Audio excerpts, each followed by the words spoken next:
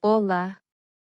Seja muito bem-vindo, seja muito bem-vinda ao canal Literatura Sonora. Agradecemos pela preferência. Que esta experiência venha lhe proporcionar novos aprendizados. Boa audição. Machado de Assis. Valério. Capítulo 1. Valério era fluminense, veio à luz com a Revolução de 1831. O pai estava no campo, enquanto ele nascia humildemente, entre as lágrimas de sua mãe e os cuidados de uma velha comadre. Quando o pai voltou a casa, encontrou esse aumento na família. Beijou o filho, consolou a mulher, comeu alguma coisa, e foi passar a noite num dos clubes do tempo. A paternidade é anterior à sociedade, mas os amores novos fazem esquecer os velhos, e a paixão política domina, em certos casos, os primeiros instintos da natureza. Nascido entre lágrimas, foi Valério criado entre penas. O pai, que era um pobre militar, não tinha recursos de sobra para deixar a família, e morreu pouco depois da Revolução. A mãe educou como pôde o pequeno até a idade de 7 anos, a pobre senhora morreu sem poder vê-lo num colégio. Valério passou então à casa do padrinho, que era um general conhecido naquele tempo por suas façanhas e mentiras, mas no fim de contas boa alma e amigo de servir. O general mandou ensinar ao afilhado os primeiros rudimentos da língua e um pouco de latim. Vendo os progressos do pequeno, determinou mandá-lo estudar direito, e nesse propósito estava quando faleceu sem testamento. Os poucos bens que tinha caíram nas mãos dos parentes, e Valério ficou senhor das calçadas da rua, na idade de 14 anos. Como não é nossa intenção contar dia por dia a vida do rapaz, corramos um véu sobre os acontecimentos da sua adolescência até encontrá-lo em 1861, com 30 anos de idade, sem mais fortuna do que quando nascerá, nem recurso certo para ocorrer às necessidades da vida. Tentará estudar direito, mas não conseguirá alcançar os meios precisos para um curso regular. Não tinha ofício nenhum, e tinha coisa pior, que era ser incapaz de adotar qualquer ofício manual não só porque não o arrastava para aí a vocação, como porque, sentindo-se apto para uma carreira literária, temia perder a sua utilidade no mundo, adotando um meio de vida em que nada podia fazer. Desistiu do intento de estudar direito, fechou os livros numa caixa, e contentando-se com o pouco que sabia de latim, geografia e história, entregou-se todo aos 2 empregos de que tirava escassos recursos, escrevente de cartório e revisor de provas de tipografia. Não consta em memória de homem que estes 2 empregos tenham dado grandes rendas a quem os exerce. Valério vivia pobremente, recebia um mesquinho ordenado da tipografia e cobrava pela rasa o trabalho do cartório. De quando em quando algum traslado de inventário lá lhe dava com que comprar um paletó. Mas, como nem sempre havia traslado, nem sempre havia paletó novo. Os cotovelos, amigos da liberdade, operavam-lhe às vezes soluções de continuidade nas mangas. Nem era raro ver um botão solitário na cintura, tendo outro caído de velhice. Uma das coisas que Valério estudará com proveito era a gramática portuguesa. Por isso, sabendo que vagara uma cadeira de gramática num colégio público, Valério propôs-se a cadeira, e foi pedi-la do funcionário competente. A cadeira foi dada a outro peticionário que escrevera nestes termos ao diretor: não consta-me que haja candidato sério ao lugar que vagou nessa escola. Desejava consultar Vossa Excelência a respeito. Valério contentou-se com a tipografia e o cartório. Dividia o tempo entre esses 2 empregos, e o pouco que lhe restava mal chegava para dormir. Ocupava um aposento numa casa da Rua das Flores e facilmente se imaginará que o aposento não primava pelo luxo. O mesmo espaço servia de sala e alcova, a mobília era escassa e pobre. Tal era a vida de Valério aos 30 anos, abundância de apetite e escassez de jantares, isso é a segunda classe de chanfor, muito trabalho e pouquíssimos recursos. Nulo passado, escasso presente, tristíssimo porvir. Quando Valério meditava sobre as condições da sua existência, a sua mocidade sem risos, o seu futuro sem esperanças, lançava um olhar melancólico para o suicídio, como a solução razoável do problema da vida, e perguntava entre si se a moral que desarma o braço do homem não era simplesmente uma moral de convenção. Imediatamente, porém, volvia a sentimentos melhores, encarava severamente a responsabilidade que lhe corria de carregar a vida dignamente, sem violência nem rebeldia, adiava o suicídio para o próximo desânimo. Contribuíam para esta filosofia severa algumas horas de ambição e devaneio, em que Valério esquecia provas e traslados, e lançava o espírito por esses espaços fora em busca de felicidades sonhadas e imaginadas grandezas.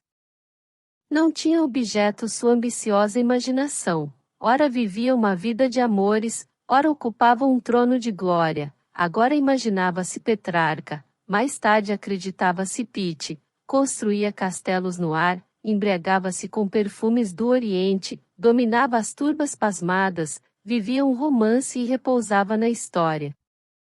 Quando descia dessas alturas vertiginosas, Valério tinha ao menos esquecido a miséria atual, porque sonhar é esquecer, e esquecer é muita vez toda a felicidade da vida.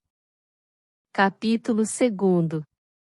Costuma a fortuna complicar estas misérias com amores impossíveis, desta vez foi propícia, arredando do caminho do rapaz qualquer dessas aventuras que pudessem agravar-lhe o mal. Além disso, Valério era um tanto artista e poeta na maneira de apreciar as mulheres, amar Safo, porque era musa, desdenharia a princesa de Taleira, apesar de formosa, porque era parva.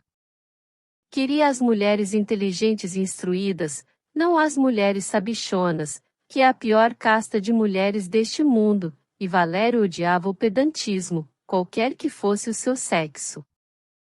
Odiar o pedantismo é entrar em luta com uma boa parte da gente que neste mundo dá cartas. Valério conheceu praticamente esse mal uma vez que sorriu à socapa, ouvindo no carceler, onde almoçava, uma pretensão política feita por um sujeito a vários amigos, um doutor entre doutores. O orador de café percebeu o sorriso do estranho, levantou-se e disse-lhe 2 impropérios literários, que Valério suportou com uma paciência mais estoica que evangélica, porque não era humilde, senão filósofo. O incidente não alterou as opiniões do escrevente de cartório, pelo contrário, confirmou-lhes. Não encontrara até então nenhuma mulher nas condições em que ele a desejava, e se encontrasse seria o remate do seu infortúnio. Ainda quando viesse a ser amado por ela, que futuro podia oferecer-lhe um pobre rapaz sem eira nem beira, sem proteção nem amizade neste mundo? Pensava em tudo isto Valério. Se tinha em si mundos de ternura, recalcava-os no mais íntimo do coração. Como não frequentava nenhuma casa, não tinha ocasião de ser tentado pelo amor.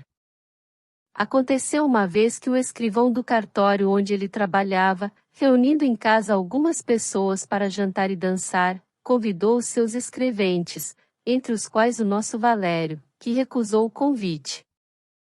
Ofendido no seu melindre de anfitrião, o escrivão franziu a testa e murmurou: "Está bem."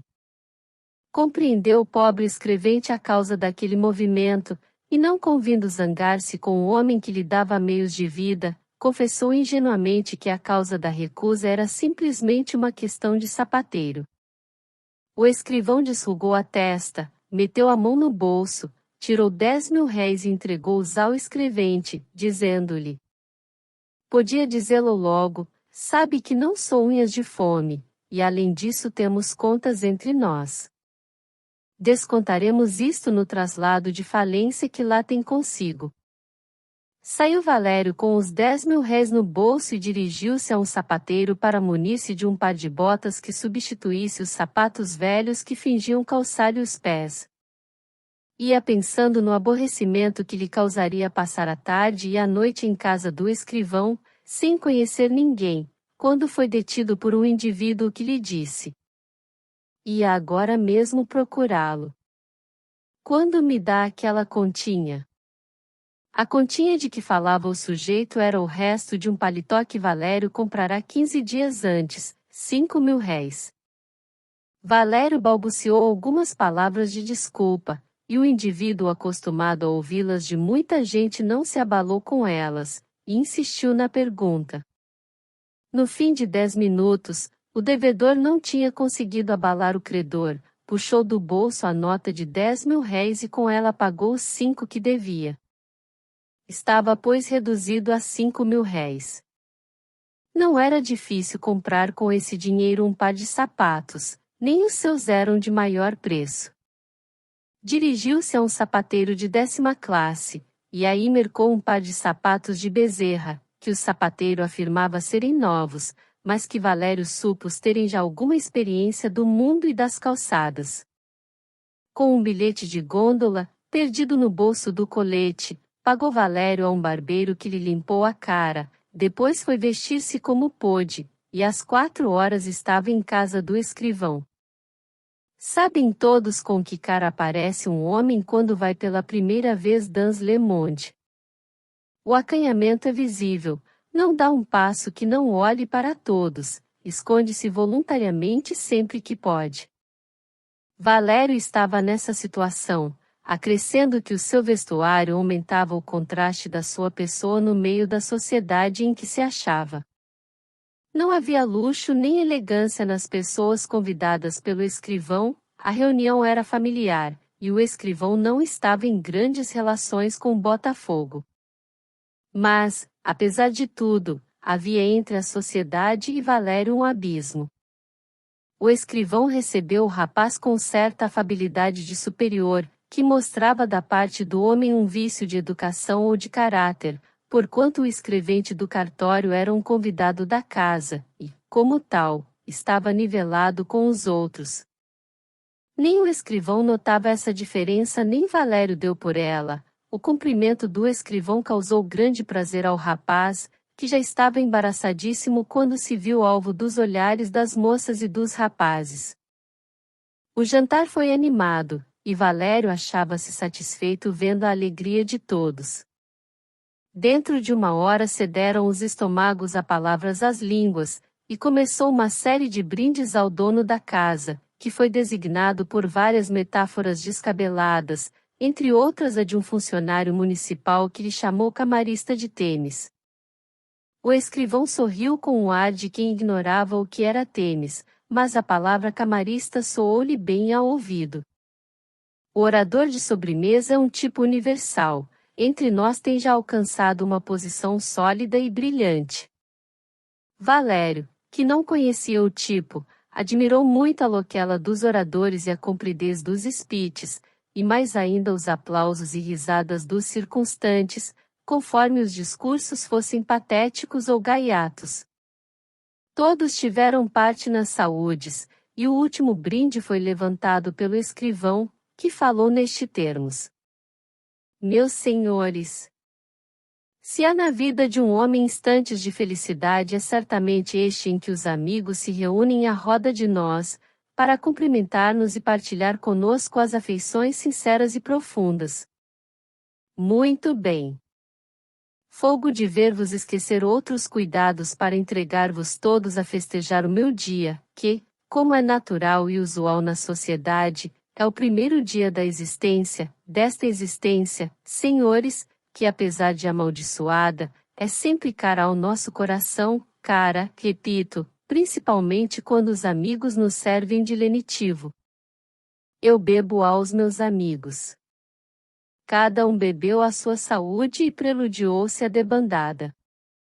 Seguiu-se mais tarde um pequeno concerto em que um flautista arrebatou o auditório tocando umas variações sobre o já secante Carnaval de Veneza, e às 9 horas começou a primeira quadrilha. Valério foi simples espectador do baile, não sabia dançar, nem que soubesse dançaria logo da primeira vez que se achava em sociedade. Encostou-se a uma porta que dava para a sala e contemplou os movimentos de toda aquela gente alegre. A única pessoa que, apesar de tudo, estava um tanto inquieta, era o dono da casa. Esperava um convidado que não viera. Um convidado que era a verdadeira cúpula do edifício festival, o Coronel Borges, militar reformado, ex-deputado, ex-quase-ministro, figura que devia impor a reunião e levantá-lo muito alto no ânimo dos convidados. O tempo corria com essa rapidez máxima que costuma ter em certas ocasiões, e o escrivão, semelhante à célebre esposa do conto, perguntava à irmã Ana, que era neste caso um moleque, se não via rir em venir lá abaixo. Nesta ânsia foram ouvidas as 10 horas. Capítulo 3. Às 10h30 apareceu o Coronel Borges, acompanhado da família, que se compunha da mulher, senhora de 45 outonos, e de uma filha, menina de 18 primaveras. O coronel pertencia a essa classe indefinível de homens que estão entre a primavera e o outono, nem velhos, nem moços, mistura de Saturno e Antínoos. O escrivão recebeu o coronel com vivas demonstrações de amizade e respeito, às quais o coronel respondeu com esse ar solene e grave das capacidades e das nulidades.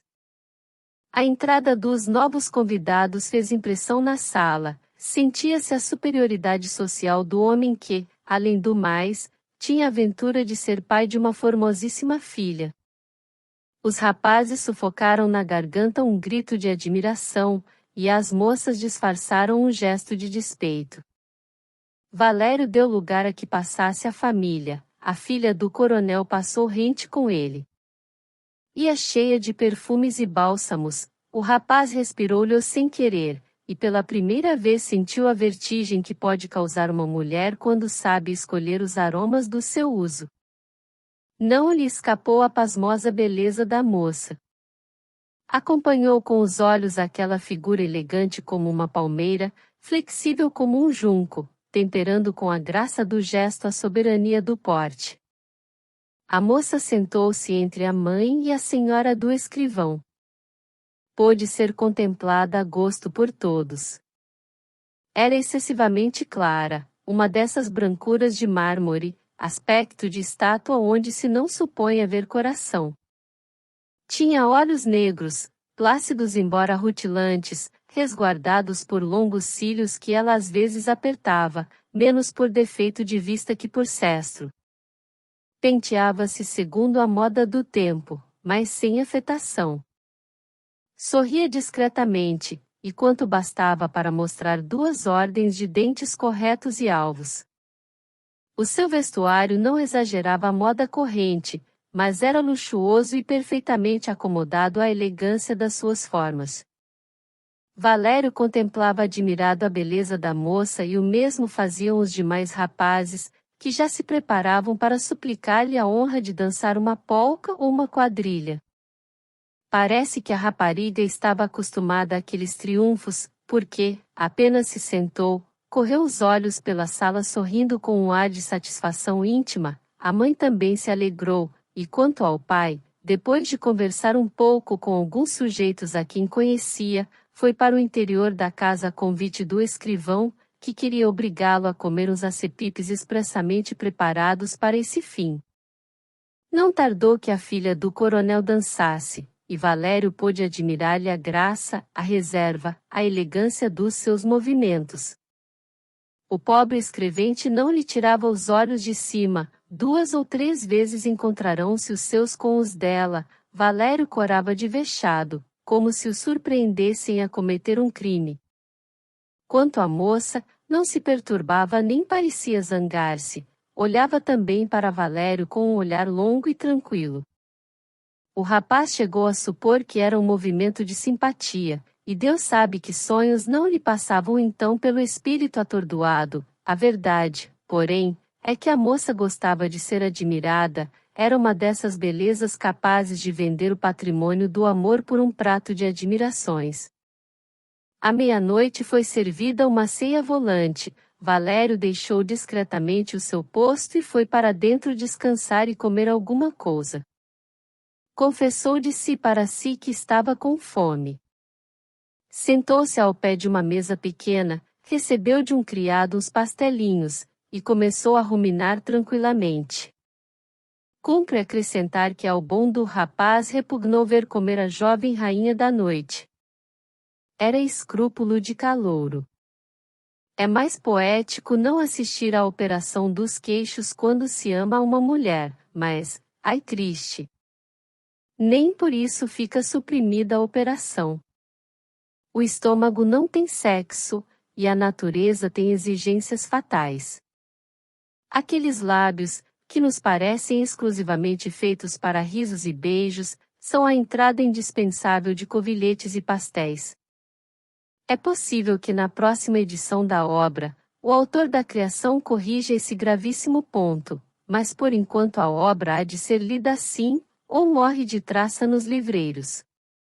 Perto do escrevente estavam algumas pessoas, ocupadas também em dar que fazer ao estômago, exceto o coronel, que, tendo já comido, conversava paternalmente com o escrivão e mais 2 sujeitos.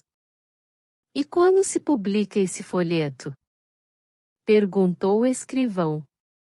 Creio que breve, respondeu o coronel. O autor, que, como lhe disse, é meu amigo íntimo, promete que dentro de uma semana estará à venda. Estou ansioso por ver isso, exclamou um velho com feições de militar. Ataca o governo? Se eu lhe digo que é uma filípica, tornou o coronel, é um opúsculo de fazer época. Disso precisamos nós. Os ímpetos de oposicionista do militar não agradavam ao escrivão, que tinha filho em não sei que secretaria do Estado. Por isso tratava de desviar a conversa do assunto do opúsculo. Sempre queria vê-lo dançar, coronel. Qual? Já não é para mim. Como se chama o opúsculo? Perguntou o militar. Não sei se devo confiar tanta coisa, o autor não me autorizou, mas, é verdade que daí a uma semana, chama-se o opúsculo, Abaixo as Máscaras. Magnífico! Magnífico título! Exclamou o militar. Ouvindo o título do opúsculo, Valério estremeceu, e prestou à conversa mais atenção do que até ali.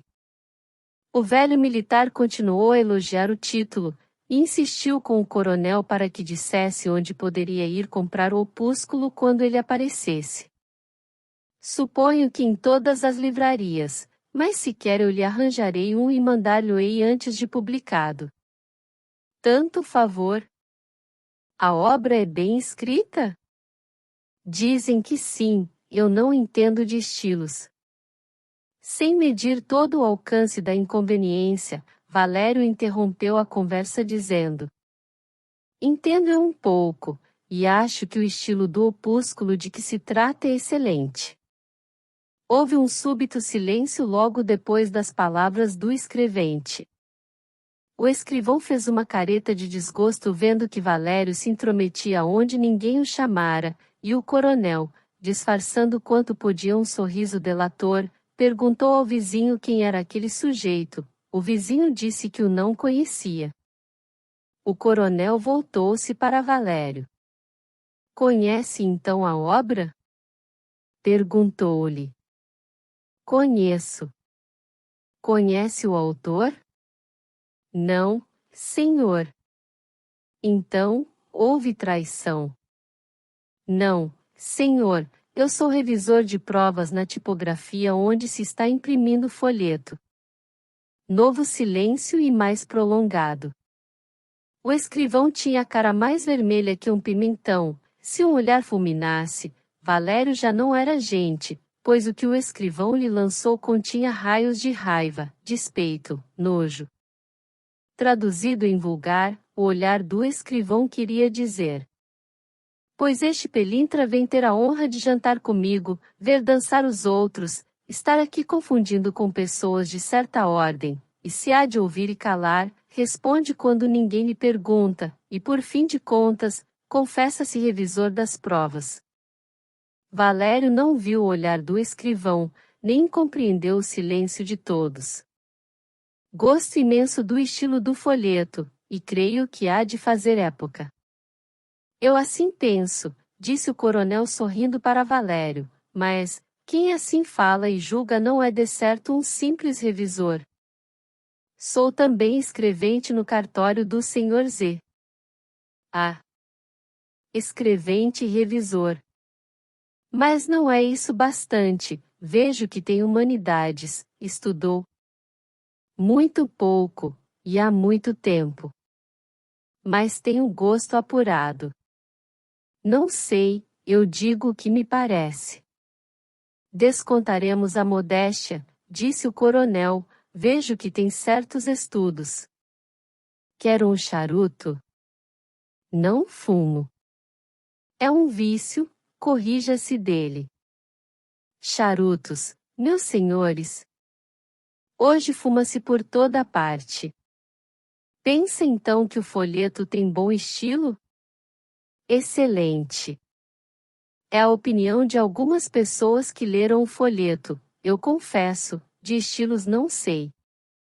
Nem eu, disse o militar.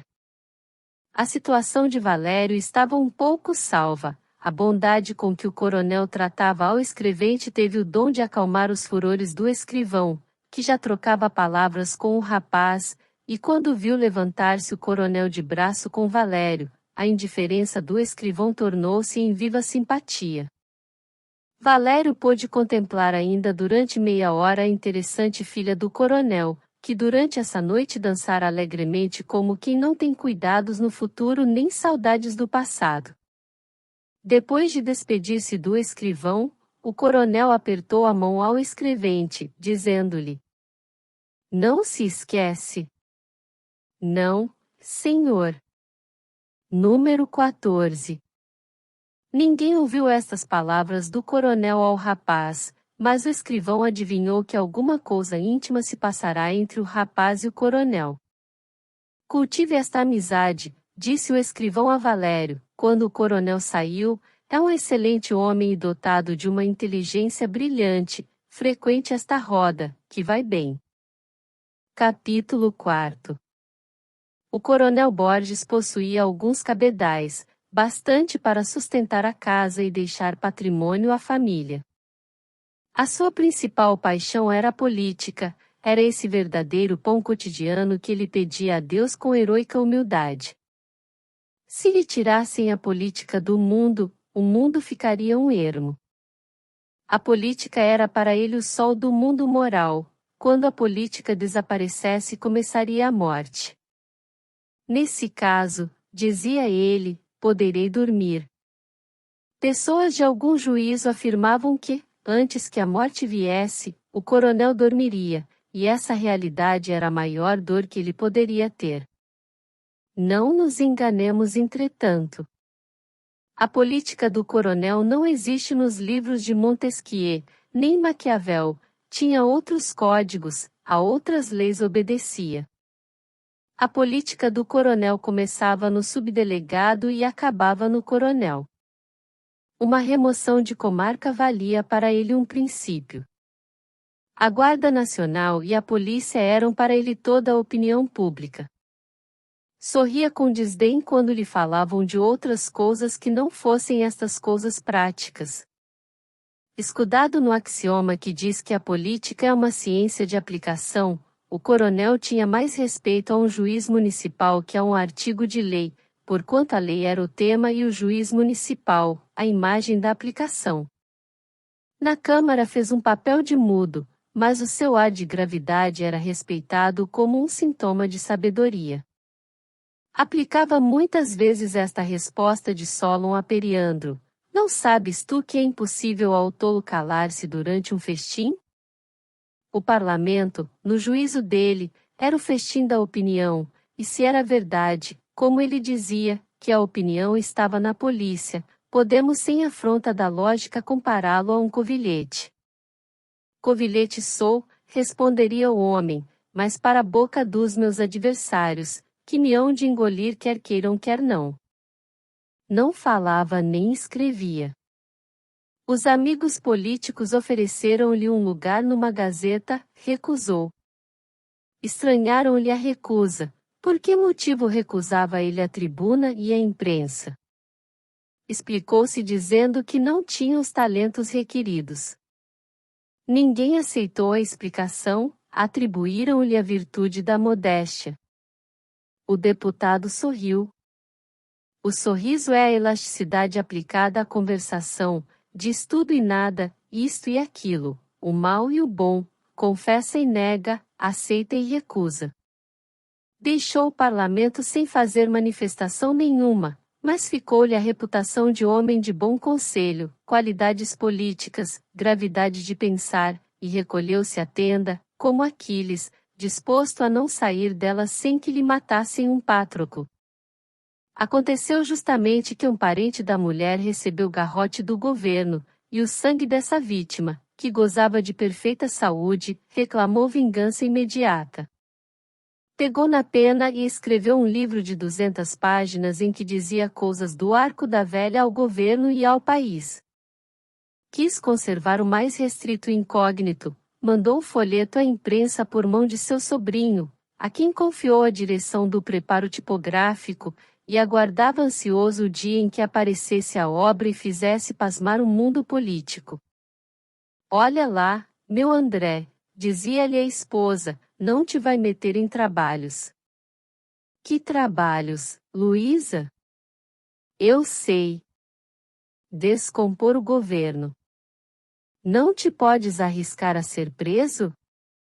Isso não me há de acontecer, por desgraça minha. Obter a palma do martírio. Não, não sou tão feliz. Benzeu-se a esposa, que era temente a Deus e à polícia, enquanto o coronel mandava para a tipografia as provas que o sobrinho lhe trouxe. Aguardava-se a publicação da obra, que na opinião do autor era uma colubrina de bronze coado, quando se deu o sarau do escrivão e o encontro de Valério. O escrevente prometera lá ir à casa do coronel no dia seguinte, e assim o fez, depois dos trabalhos da imprensa, que terminaram pelas 7 ou 8 horas. No cumprimento exato da promessa, influía acaso a filha do foliculário? Indo à casa do coronel, Valério levava a esperança de avistar-se com a moça? Para ser verdadeiro, devo dizer que não. Era talvez mais poético que assim fosse, mas não era a ideia do rapaz. Valério fazia justiça à sua posição, que era nenhuma. Não nutria a esperança de merecer da moça um momento de atenção, demais, a impressão da noite anterior, conquanto fosse viva, passará depressa, do mesmo modo que se esvoam os sonhos da sorte grande ao proletário que não tem com que comprar um bilhete. Digamos a verdade toda. Valério foi exato na execução da sua palavra pela esperança de que o coronel viesse a protegê-lo, e as palavras do escrivão influíram também para isso. Na situação em que se achava, queria mão que o levantasse, amigo que o protegesse. Não tinha mão nem amigo. O coronel pareceu-lhe homem talhado para ajudar um rapaz laborioso e pobre. Valério não quis repelir aquele auxílio da fortuna. Recebeu alegremente o coronel. Bem-vindo seja, meu amigo, disse-lhe ele, convidando-o a entrar para a sala. Cuidei que não viesse. Bem sei que é um pouco tarde, respondeu o escrevente, mas só agora acabei o trabalho. Não é por isso. Pensei que não viesse, porque não supunha que um pedido meu pudesse trazê-lo cá tão cedo. Valério fez um gesto, o coronel interrompeu-lhe. Já sei o que me vai dizer, e eu, por exceção, creio no seu protesto. Não falemos nisso. Diga-me, toma chá comigo, não? Não posso, senhor coronel. Por quê? Tenho um trabalho urgente. Ainda hoje? Sim, senhor. Trabalha muito. Assim é preciso. Pois trabalhará até mais tarde, mas por hoje é meu. Valério não respondeu, ainda que contrariado com o obséquio. Quanto ao ex-deputado, entrou logo a falar no opúsculo que devia aparecer dentro de 8 dias, e de novo perguntou se o achava bem escrito. Ouvida a confirmação de Valério, o coronel não se deteve, e confessou-lhe que era o autor. Valério já devera tê-lo percebido, mas o rapaz, apesar dos 30 anos feitos, era de uma ingenuidade pueril. Cumprimentou o coronel pela obra, e o coronel sorriu com ar de satisfação. Entrou a conversa pela política dentro. Valério de política apenas sabia alguma coisa que lia nos jornais do carcereiro quando lá ia almoçar. Mas era fácil conversar com o coronel, fazia-se o papel de confidente. Tão reservado era o ex-deputado na rua e na Câmara, como expansivo era em casa, principalmente quando o auditório não lhe parecia nímio instruído. Veio uma mucama dizer que o chá estava pronto. Quando Valério e o coronel entraram na sala de jantar, já lá estavam sentadas a senhora Dona Luísa e a menina Élvia. O coronel fez uma apresentação geral do conviva, que não deixou de estremecer quando encontrou os olhos da moça. Esta fitou tranquilamente os seus no rapaz, e pareceu conhecê-lo, fez um esforço de memória e lembrou-se de tê-lo visto na véspera na casa do escrivão. Nenhum incidente perturbou este chá patriarcal entremeado de observações políticas do coronel e vagos suspiros da filha. A senhora Dona Luísa, sabendo na conversa que Valério nascerá no dia da Revolução de Abril, contou uma anedota do tempo, e o coronel aproveitou o ensejo para dizer a sua opinião sobre as revoluções.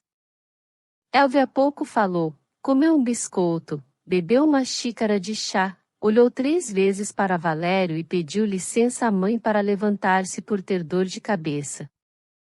Concedeu-lhe a boa senhora, enquanto o coronel sorria maliciosamente à parte. Pouco depois retirou-se Valério, mas só depois de prometer ao coronel que o iria ver no dia seguinte de manhã. Foi com efeito no dia seguinte à casa do coronel, eram 8 horas da manhã. Sabe o que eu desejo? Conheci que o senhor é moço inteligente, queria incumbi-lo da leitura das últimas provas do meu folheto, dando-lhe autorização para emendar o que lhe parecer, porque eu escrevi aquilo à pressa, e agora tenho muitas coisas que me tomam o tempo. Com muito prazer, respondeu Valério, mas eu não creio que se deva emendar mais nada. Pode haver, insistiu o coronel. Eu tinha encarregado desse trabalho aquele moço que lá ia, e que é meu sobrinho, mas houve um desacordo de família, e agora? Estamos entendidos? Estamos. Capítulo 5. No dia em que o folheto apareceu, o coronel passou toda a manhã na Rua do Ouvidor, conversando com algumas pessoas a respeito do acontecimento do dia. O acontecimento até então estava na imaginação do autor da obra, nas vidraças do Garnier e do Laemmert alguns exemplares, ainda virgens, solicitavam os 2.000 réis dos passantes, o título era auspicioso, os exemplares começaram a correr o mundo. Mas poucos tinham tido tempo de folhear apenas algumas páginas. Valério viu de longe o coronel, que conversava num grupo. O coronel viu também, o rapaz sorriu e caminhou para lá, mas o foliculário ocultou a cara e encostou a boca ao ouvido de um dos circunstantes. Valério passou sem parar. Quando à noite, segundo promessa anterior, o revisor se apresentou em casa do coronel, disse-lhe este: Olhe, hoje vi-o de longe, e fingi que o não via. Não é conveniente que pareça conhecer-me, eu estou vendido aos deuses infernais. Mas que me importa que saibam da honra que Vossa Excelência me dá? Eu não tenho nada com o governo. O coronel abanou a cabeça. Quem pode afirmar isso? Disse ele. Aceite o meu conselho. Quando me vir, finja que me não conhece, senão, pode ficar comprometido. Valério prometeu por condescendência. No meio da conversa suspeitou que o conselho do coronel fosse uma evasiva, e que o único desejo dele fosse não manifestar em público as relações que tinha com o escrevente revisor de provas. Mas achou pueril esta razão. O folheto fez alguma impressão, daí a 6 ou 7 dias apareceram 2 artigos no Jornal do Comércio refutando as asserções do folheto. O autor esfregou as mãos, a mulher abanou a cabeça com tristeza. Quando Valério lá apareceu, disse-lhe o coronel. Viu como me esfolaram hoje? Vi, senhor coronel. Vossa Excelência responde? Sem dúvida, e estava justamente agora a acabar umas notas para lhe dar, porque eu ando tão ocupado. Vou dar-lhe as notas, e veja se por elas me faz uma resposta. Realmente é uma maçada. Eu tenho tanto que fazer. Ande cá ao gabinete. As notas dadas pelo coronel não valiam coisa nenhuma, mas tendo dito que daria resposta aos 2 artigos, foi Valério para casa, trabalhar, depois de tomar chá com o foliculário. A resposta saiu boa, fez impressão, replicou o escritor governista, triplicou o coronel por boca de Valério, e durante 15 dias teve o público fluminense o seu manjar favorito, que é uma mofina anônima. Não tardou que Valério compreendesse a causa da amizade do coronel. Evidentemente o homem não escrevia nada, e com certeza não era o autor do folheto. O sobrinho, com quem brigara, era naturalmente o seu secretário, e foi uma aventura encontrar à mão o revisor de provas, porque, então melindroso mister, só um homem necessitado e discreto pode substituir um parente amigo. Tudo isto compreenderá Valério, mas para logo refletiu que isso aumentaria a probabilidade de merecer o reconhecimento do coronel, e era justamente o que ele desejava. Refletia mal o rapaz, se contava só com o reconhecimento, era preciso contar também com o medo. Mas Valério não pensou nisso. Valério encontrava-se muitas vezes com a filha do coronel, e fora de simulação negar que as graças da moça influíam cada vez mais no ânimo do rapaz. A moça não o amava certamente, nem talvez consentira que ele lhe dissesse, mas não recuava quando o rapaz fitava nela os olhos, nem deixava de lhe falar com afabilidade até certo ponto animadora. Elvia não desprezava nenhum feudo de nenhum regato incógnito. Este nome de Elvia, que algum leitor terá achado de mau gosto, fora-lhe posto depois de grave luta entre o pai e a mãe. Queria esta que a rapariga se chamasse Rita, em virtude da devoção que nutria por esse ornamento da corte celeste. O pai, cujos talentos guerreiros não cediam aos talentos políticos, achou que satisfaria a sua consciência dando à filha um nome que resumisse certo caráter belicoso, Joana, em memória da donzela de Orléans. Dizia a mãe que Joana era nome de velha, preconceito este imitado por alguns autores de comédias e romances que só dão às suas velhas uma certa ordem de nomes, como se uma velha não começasse por ser moça e até por ser criança. O pai replicou que, se Joana era nome de velha, Rita era nome de preta. Discutido este gravíssimo ponto, e não chegando os dois a um acordo, foi consultado o padrinho, que serviu de moderador entre as duas opiniões, recusando-as ambas. O verdadeiro nome que se lhe há de dar, há de ser Elvia, disse ele. Pior! Exclamou a comadre. Este nem é nome de gente. O padrinho era um velho advogado, sorriu com ar de desdém e compaixão, e replicou.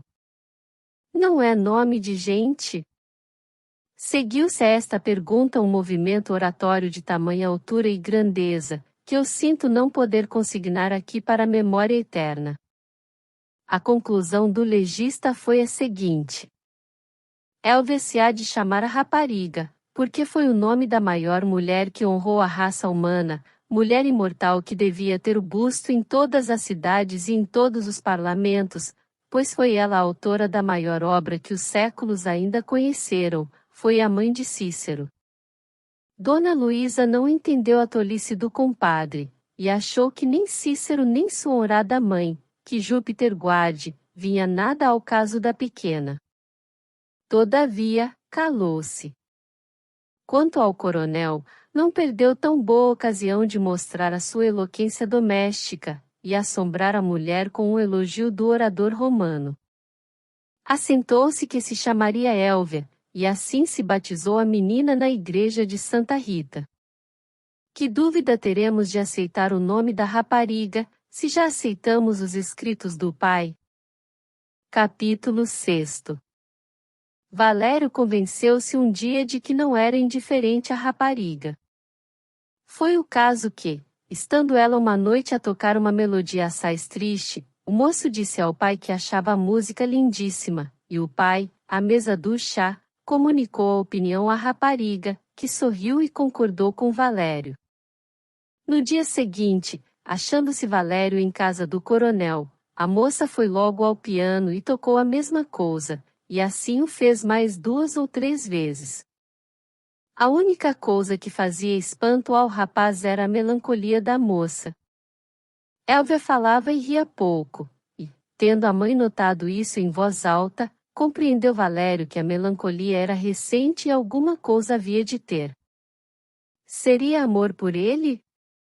Valério começou a sentir essa doce ilusão, e sem outros incidentes, como o do piano, vieram dar alento ao coração ambicioso do rapaz, sem audiência do juízo que lhe poria veto às esperanças.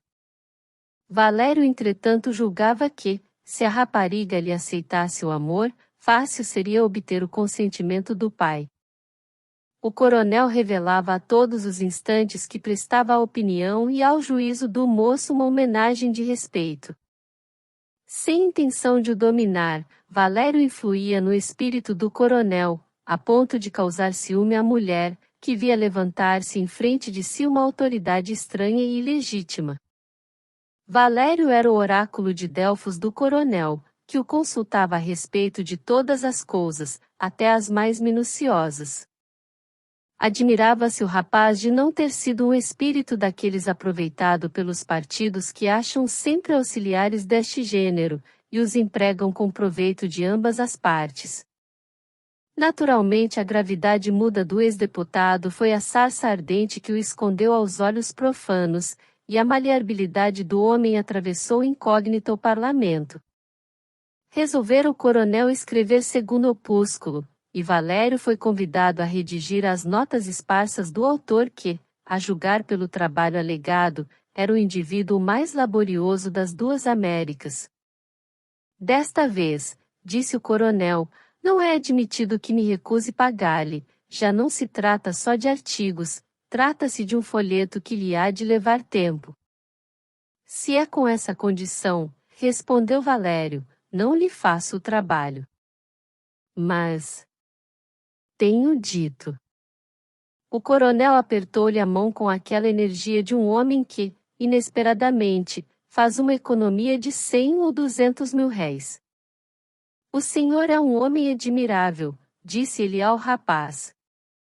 Não me disse que me quer por amigo? Sem dúvida. Pois deixe-me colher o fruto da amizade, que é servir os amigos. Começou o rapaz a redigir o novo opúsculo. Valério tinha algumas qualidades de estilo, posto não tivesse estilo feito, nem podia tê-lo, que só o trabalho e a meditação podem provar as prendas literárias. No entanto, era sóbrio, enérgico, claro e animado quando escrevia, e para um folheto político estas qualidades são preciosas. O trabalho ia adiantado, e o coronel já tinha ouvido 2 capítulos que julgara excelentes. Uma tarde, saindo da casa do coronel, aonde fora de passagem, Valério encontrou junto à porta da sala a menina Elvia, que lhe disse: "Venha antes de cá estar o papai." Admirado com estas palavras, Valério não respondeu logo. Contemplava a moça e procurava certificar-se se estava acordado ou sonhando. Ela repetiu com voz doce e melancólica: "Vem, sim. Venho." Estendeu-lhe a mão, ela lhe estendeu a sua, apertaram-se com força. Valério desceu a escada como se descesse das nuvens. Quando tornou em si, estava na esquina da rua. Não era paixão que sentisse pela moça. Alguma simpatia, sim, esboço de amor. No entanto, ouvindo aquelas palavras, viu apresentar-se-lhe uma visão de felicidade, imaginou que a moça ardia por ele, e que há de melhor neste mundo do que ser amado? A vida é tão curta, os homens, tão maus, os acontecimentos, tão incertos, que uma criatura que nos ama é a imagem da misericórdia de Deus. De quantos ódios, invejas, malquerenças, calúnias não consolam o amor de uma mulher? Tudo isso anteviu o espírito de Valério, que foi a tipografia mais leve que um pássaro e cheio de confiança no futuro. No dia seguinte procurou Valério a hora em que o coronel não estivesse em casa, e, para melhor certificar-se, postou-se à esquina desde as 8 horas da manhã. Ali esperou 2 longas horas. Tamanha paciência, só um amante a teria, a não ser um credor. Às 10 horas viu sair o coronel de cabeça alta e brandindo com gesto, que pretendia ser gracioso, uma bengala mais grave que o dono. Valério investiu para casa. No corredor estacou. Qualquer que fosse mais corajoso estacaria também. Não se acode a tais entrevistas sem um grande abalo, e não há coragem de Aquiles que não abata as armas ao aproximar-se de uma menina que parece querer amar. Hesitou se devia subir, a consciência disse-lhe que era talvez inconveniente. Era uma formalidade da consciência, ela bem sabia que não é forte quando está doente do coração. O coração disse ao rapaz que subisse. O rapaz subiu. Elvia, que da janela ouvira entrar, já o esperava no patamar. "Papai saiu agora mesmo", disse ela, entrando com Valério na sala. "Viu sair", respondeu o moço corando muito. Daquelas 2 criaturas a que estava tranquila era Elvia, a que estava comovida e envergonhada era Valério. Trocavam-se os papéis. Depois que se sentaram, disse Elvia: "Já amou?" A alma de Valério deu um pulo ao ouvir estas palavras. O moço não soube que responder. Fitou os olhos da moça, abaixou-os depois como a donzela que ouve uma confissão de amor. Ela repetiu a pergunta. Valério murmurou: "Amo." "Ainda bem." Disse ela. "Compreender-me-á então, só quem amou, compreenderá o passo que dei." "É inútil defender-se", disse Valério, "eu agradeço-lhe até esse passo." "Tanto melhor." "Obrigada." Elvia soltou estas palavras com voz trêmula, 2 lágrimas começaram a tremer-lhe nos olhos, eram as avançadas de uma legião de lágrimas que estavam a saltar-lhe e não se detiveram. Valério levantou-se e correu a Elvia, quando esta, pondo a cara nas mãos, chorava e soluçava como se uma grande dor lhe apertasse o coração. Animava-se a estátua, aquela que parecia de gelo era de fogo. Houve um prolongado silêncio. A moça enxugou os olhos, e Valério sentou-se triste. Triste, porque as lágrimas de Elvia queriam dizer que não se tratava de um amor nascente, mas talvez de um amor contrariado. Compreendeu de um lance que era chamado como Salvador, outro talvez se sentisse humilhado, Valério, não. Deixou que a moça pudesse falar e disse-lhe: Que posso fazer para que seja feliz? Tudo. Juro-lhe que o farei. Elvia contou então ao rapaz que amava o primo, e era amada por ele, mas que, tendo o pai brigado com ele, lhe proibira voltar a casa e ela perderá a esperança de que o pai consentisse jamais no casamento. Queria que Valério interviesse para que o primo voltasse a casa e se reconciliasse com o coronel. O resto viria por si. Há muito que lhe queria falar, mas era impossível. Aproveitei a indisposição da mamãe, que desde ontem está na cama, para lhe dizer isto. Por que me não escreveu? Não podia, e, ainda que pudesse, não tinha certeza de convencê-lo com algumas palavras frias escritas num papel. Valério prometeu interceder em favor do namorado proscrito. Para isso tomou informações a respeito do rapaz para ir à casa dele. Depois mudou de plano. Advertiu que entender-se com ele era dar à intervenção um caráter de serviço pouco delicado, e achou melhor servir unicamente a moça, o que lhe parecia mais próprio. Capítulo 7. O coronel resistiu ao primeiro ataque. Pede-me por um pelintra, disse-lhe a Valério, não conhece aquela bisca, é um peralta que me não respeita, e até chegou a ter a petulância de amar-me cá pequena. Está feito, ele é rapaz. Pois será, mas eu não dou minha filha a um Valdevinos daquela laia. Mas eu desejava. Servi-lo-ei noutra coisa, nisto não. Valério calou-se, achou melhor adiar o ataque para mais tarde. O coronel ainda falou a respeito do sobrinho, e vendo que Valério nada mais dizia, calou-se também. Ao cabo de 5 dias resolveu falar-lhe outra vez, mas dessa vez foi o coronel quem primeiro tocou no assunto. Ainda pensa no tratante do meu sobrinho? Ainda. E o senhor? Eu estou na mesma. Perdão, senhor coronel, eu não creio que seu sobrinho mereça tanto ódio, fez algumas extravagâncias de rapaz, mas é um caráter, quero dizer, é um sobrinho, um parente. Veja lá, nem o senhor se atreve a elogiá-lo, apenas o desculpa. Conhece-o bem? Valério hesitou, o coronel, que fizera a pergunta com intenção de perscrutar donde vinha o empenho, compreendeu logo que Valério estava influenciado pela filha. Conheço alguma coisa, disse finalmente Valério, e não acho que seja um rapaz perdido. Há de cá chegar. Não falemos mais nisto. Valério compreendeu a necessidade de falar ao rapaz, a fim de não comprometer a moça, caso alcançasse a reconciliação. Jaime recebeu com alguma indiferença, estimou entretanto que a rapariga tivesse pedido por ele, e disse que a amava loucamente. Este loucamente foi dito com a mesma tranquilidade com que ele diria: está muito calor. Pobre moça! Disse Valério consigo. O coronel foi o primeiro a renovar o assunto.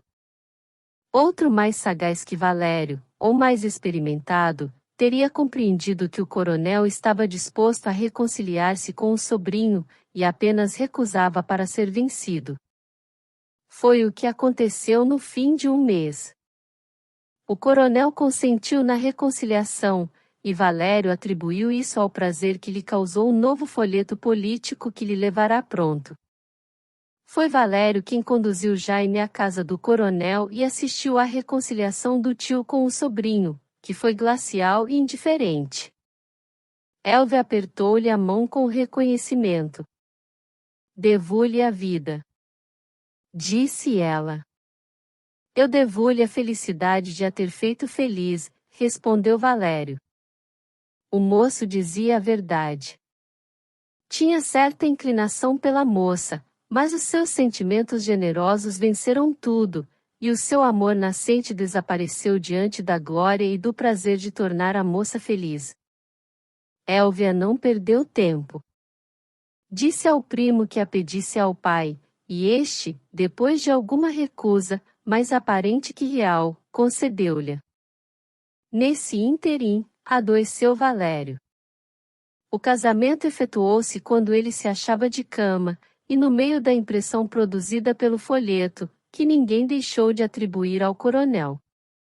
A doença de Valério foi longa e dolorosa, durou uns 2 meses, os vizinhos cuidaram dele e o médico o curou de graça. Quando o rapaz se levantou da cama, foi ao cartório, onde lhe disse o escrivão que, tendo admitido outro escrevente por necessidade de serviço, não podia nesse momento admiti-lo, mas que esperasse algum tempo. A tipografia ainda lhe deu algumas provas para ler. Admirou-se Valério de que o coronel não o procurasse, mas pensou que talvez não soubesse da sua moléstia e o supusesse até indiferente, pois sem razão deixará a casa. Foi procurar o coronel. Achou-o aborrecido e zangado, disse-lhe que estivera doente, ao que o coronel não atendeu muito, sem dúvida por estar preocupado. A existência do moço tinha agora um caráter sério. Como prover a todas as suas despesas, com o mesquinho ordenado que obtinha da imprensa? Por felicidade disseram-lhe que o coronel aderira ao programa ministerial, mediante o emprego do sobrinho e alguns favores mais. Valério lembrou-se de procurá-lo e dizer-lhe em que posição se achava.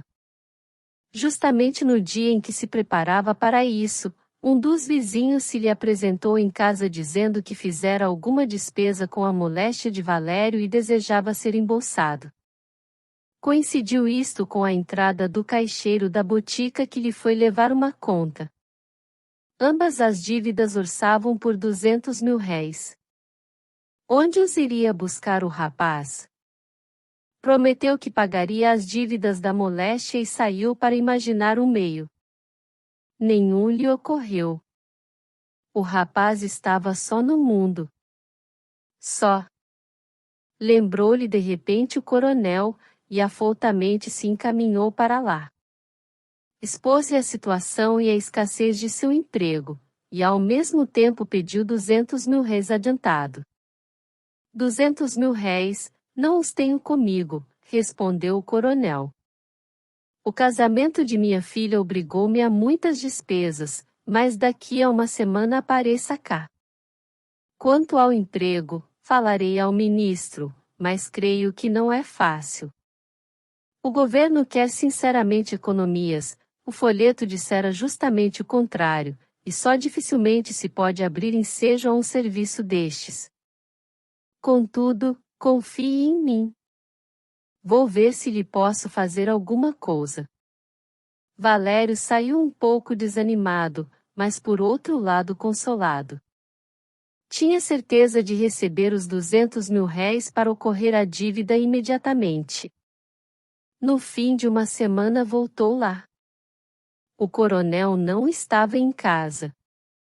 Voltou de noite, o coronel mandara dizer que dormia fora.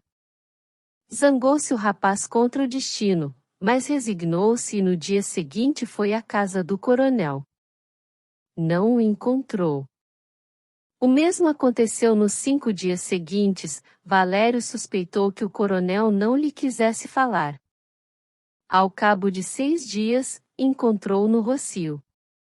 Que é feito? Disse-lhe o coronel. Tenho ido à sua casa, mas não tenho tido a felicidade de encontrá-lo, respondeu Valério. Não me tenho esquecido do senhor, disse o coronel, falei a um dos ministros e prometeu-me que veria isso. Tenha paciência, espere, pode esperar alguns meses, mas eu confio que se pode fazer alguma coisa. Adeus. Valério ficou a olhar para ele sem articular palavra. Dos 200 mil réis não disse o coronel coisa nenhuma. Valério entendeu que não devia falar neles. Quanto ao emprego, viu o moço que era tão problemático como os 200.000 réis. Abriu-se-lhe um sorriso triste nos lábios, ainda pálidos da doença, e seguiu cabisbaixo para casa.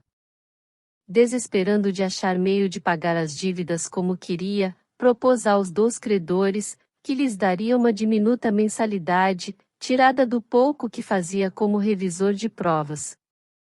Os credores franziram a testa, mas aceitaram, era o meio de não perder o dinheiro. Entregou-se Valério todo ao trabalho, e começou a cumprir à risca a promessa que fizera. 2 golpes acabaram, entretanto, por lhe abater completamente o ânimo. Um foi o incêndio na tipografia. Estava Valério em casa quando soube do desastre, eram 10 horas da manhã. Seguiu para o lugar, achou a casa em ruínas. Os tipos ficaram todos fundidos, o dono do estabelecimento estava quase doido. Abatido, desvairado, Valério deixou o lugar do sinistro e entrou a andar ao acaso. Na rua do Cano viu de longe a menina Élvia com o marido. Aproximou-se como se visse uma tábua de salvação. Aquela felicidade dos 2 consortes era obra dele, na aflição em que estava, podia, sem afronta para si, receber o salário da obra. Não reparou que estava, comparativamente, um tanto maltrapilho. Apressou o passo e ia articular uma palavra, quando os 2, olhando para ele, voltaram imperturbavelmente à esquina. Valério, que cometera outras tolices na sua vida, coroou a obra indo atirar-se ao mar. Fim. Querido ouvinte, obrigado por acompanhar a mais este vídeo. Sinta-se à vontade para avaliar o conteúdo e comentar. Se desejar, compartilhe e inscreva-se. Um grande abraço para você.